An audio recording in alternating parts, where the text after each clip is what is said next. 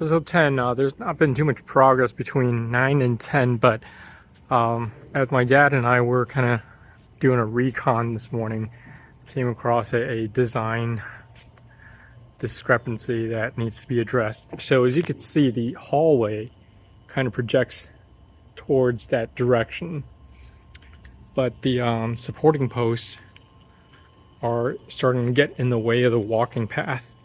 So, you know, we have to come up with a alternative to move this post this way.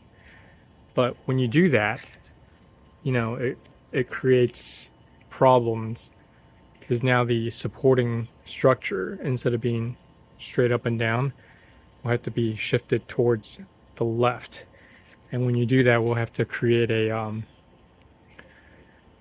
an alternate structure to kind of compensate for the expanded beam width. And also, anyway, so the point is, we're gonna we'll probably end up creating like a truss structure over here to kind of improve the bearing capacity on this side with the wider support stance. And also we have to fire up the CAD and actually draw something instead of just winging it with this build design process.